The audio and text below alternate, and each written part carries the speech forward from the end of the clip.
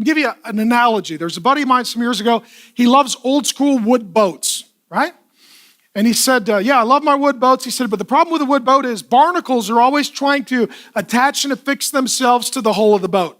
And they're little, they don't look like a big deal. But boy, if you don't deal with it, what do you get over time? A lot of barnacles. And he said, eventually, they could start to eat the wood.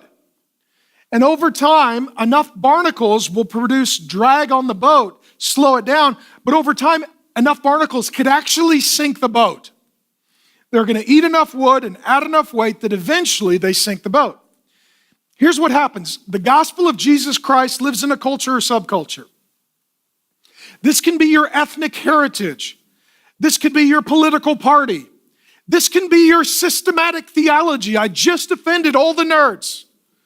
But if all you do is read people who went to the same schools and quote the same authors, eventually you'll find that your boat is just literally stuck in one body of water, gathering barnacle after barnacle after barnacle after barnacle after barnacle. And what happens here is God takes it out of Jewish culture where it has been sitting for 2,000 years. Lots of barnacles, pulls it out of the water, and the question is, we're going to go drop it over in this new, water source of Gentile culture. Do we need to keep all the barnacles on the boat? Or do we need to scrape the hull? That's the fight in Galatians. Paul's saying, let's scrape the hull. A lot of the religious folks are like, those are our barnacles.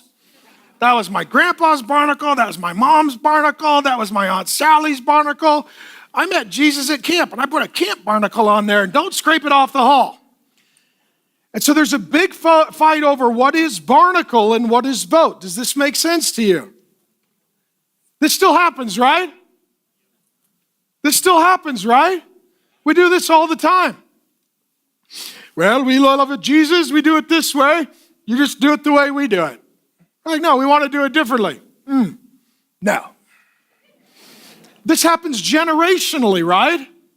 This is why sometimes young people have to go plant new churches, because the old church is an old wineskin, so many barnacles on the boat.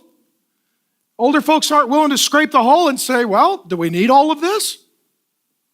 We're only 3 years old, almost 3 years old. We'll be 3 years old in August. We've already got our traditions, right? I mean, some of you, you're sitting in the same place. You sit every week. You're like, this is my seat. If we change the sitting, you'd be like, oh, have I joined another religion? No, we just changed the seats. So here's what I'm going to tell you, that we are going to make changes. What? I don't know. When? I don't know. It'll be exciting. We won't let you know, so you can't form a committee to oppose it. But I will tell you this. Change comes. At some point, we got to just scrape the barnacles off the boat and get back to the hull.